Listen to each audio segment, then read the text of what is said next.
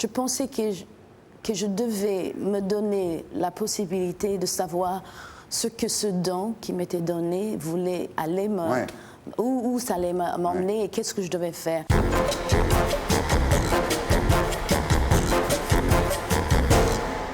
Bonsoir. Bonsoir. Alors, Wonderful, c'est extrait d'un CD qui sort, qui est un hommage à George Gershwin.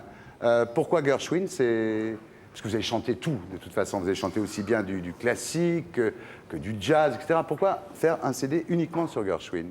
Parce que c'est un compositeur génial. Ouais, tout simplement. Oui. Ouais. C'est vrai que c'est bien. It's wonderful, marvelous. You should care for me. Magnifique. Merci. Non, c'est vrai. Alors, bon, vous avez commencé effectivement dans le classique, vous avez fait du jazz, du negro spiritual, les classiques de Disney aussi, hein, certains morceaux comme celui-là qu'aime beaucoup. Son prince viendra. Bien, et alors, pourquoi vous n'avez jamais fait de pop musique? Parce que finalement, vous avez été élevé, on a le même âge, hein, vous avez été élevé avec la Motown, avec les Suprêmes, les Beatles, Lennon, Clapton, vous écoutez chez vous Hendrix, etc., qui n'est pas le frère de Barbara Hendricks, Jimi Hendrix, cousin. ni votre cousin. Malheureusement. Et pourquoi vous n'avez jamais interprété de la pop? Oh bon, je crois que ce n'est pas quelque chose que je pense que je peux bien faire. Toute la musique que je fais reste un peu dans le classique. Je dis, même les chansons de Disney, mais aussi de Gershwin, ça reste dans le jazz plutôt classique, dans ce que je sens capable de faire. Ouais. Et vous n'auriez pas l'impression, si vous faisiez de la pop musique, que ça ne serait pas bien pour vous? Non, ce n'est pas ça, mais je crois que c'est moi qui n'est pas bien pour la musique. Ah, c'est très bien. Oui. Ouais. En même temps, vous auriez aimé faire un duo avec Marvin Gaye, hein? Ah oui. What's Going On, c'est un disque d'amour en plus, les paroles. Oui, Beaucoup. Ouais.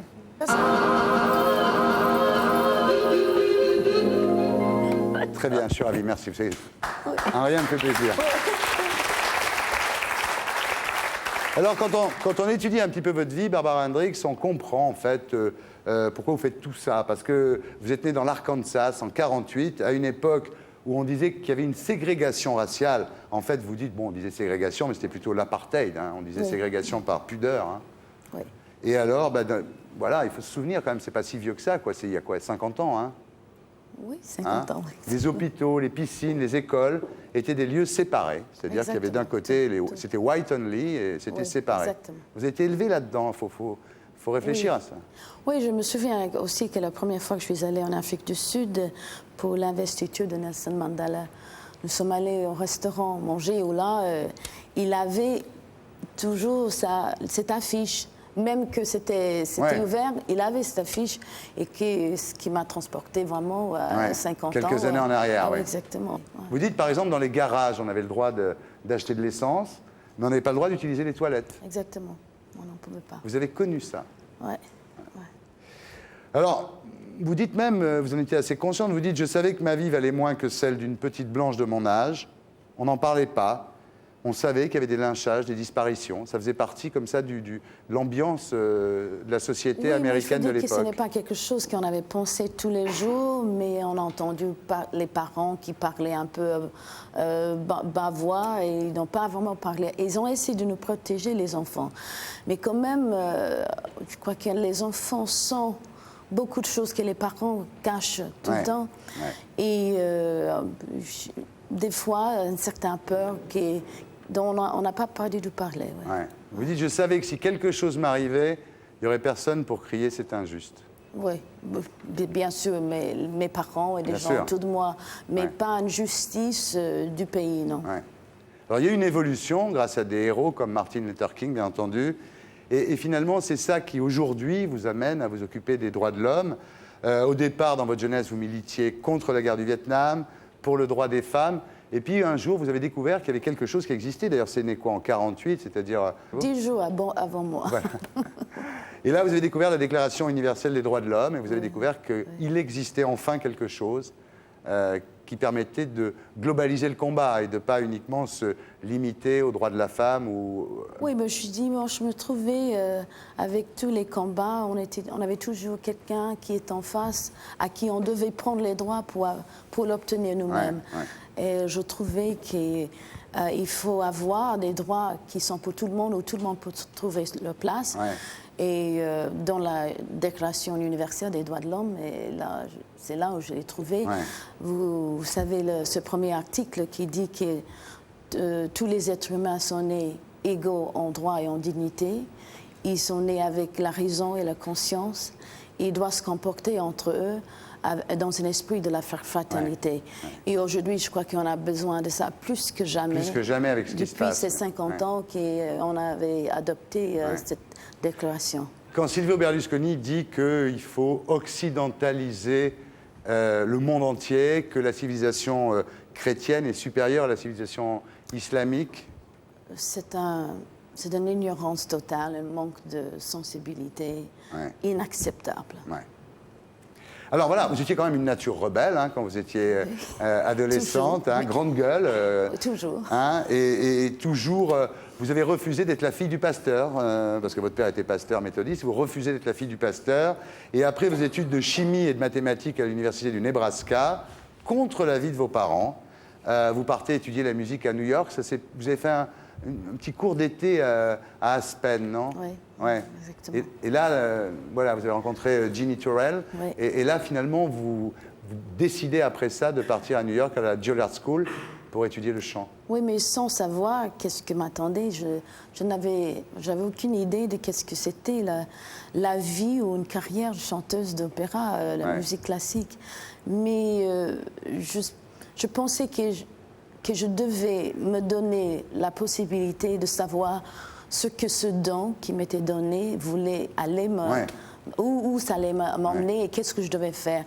Et j'avais décidé de donner tout pour apprendre tout ce que je pouvais, parce que pour pas arriver à l'âge où je suis aujourd'hui et de dire à mes enfants, mais vous savez, j'aurais pu faire, mais moi je dis, bon, peut-être je vais dire à mes enfants, j'avais essayé de faire quelque chose, ça n'a pas marché, et c'est pour ça que je... Vous ne vouliez pas avoir de regrets, vous êtes lancé dans la grande aventure pour pas avoir de regrets. C'était une énorme aventure, parce que si vous pouvez imaginer que moi je suis arrivée à New York sans rien connaître. Seulement avec ce don, mais avec beaucoup d'espoir. Même que j'ai eu beaucoup de difficultés dans ma vie, j'étais jamais malheureuse. J'étais toujours heureuse de vivre et toujours beaucoup d'espoir.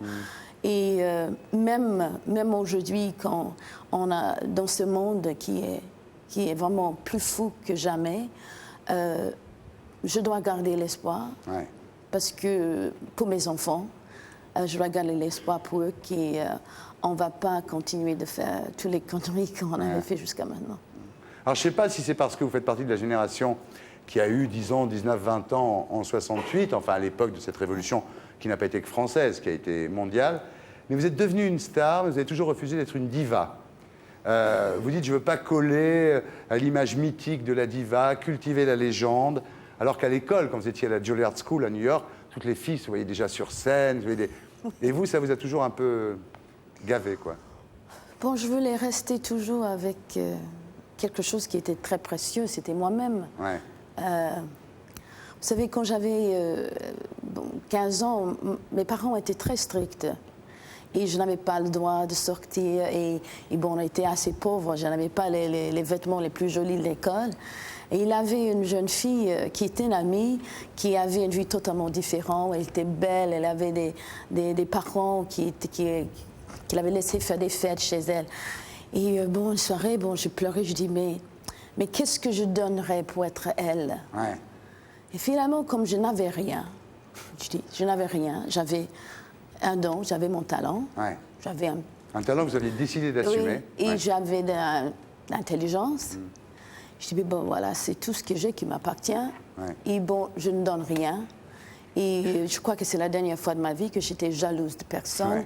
Et je crois que les chaussures où je suis sont les chaussures où je dois être. Dans les Alors là, justement, On vous applaudit, mais vous dites « j'aime qu'on m'écoute », mais pas pour les applaudissements, pour faire passer la musique. Hein, Oui. très généreuse. Alors évidemment, on le sait et on vous en félicite, et c'est aussi pour ça qu'on est heureux de vous recevoir. Vous profitez de votre notoriété pour développer des actions humanitaires, et vous dites en parlant de la vie, on n'est pas là pour faire un métier, gagner de l'argent et mourir. Oui, il faut laisser quelque chose derrière. Voilà. ouais. Ouais. Alors vous êtes ambassadeur de l'ONU en Afrique, en ex-Yougoslavie, et puis aussi vous vous intéressez, comme Bernard-Henri Lévy d'ailleurs, aux guerres oubliées, la Sierra Leone, toutes ces Oui, parce guerres que, finalement dont on ne parle jamais. Oui. Oui, parce que souvent on a la tragédie de moi, et une fois que c'est passé, on oublie que les gens sont toujours dans la misère Ouais. et que les problèmes ne sont pas réglés.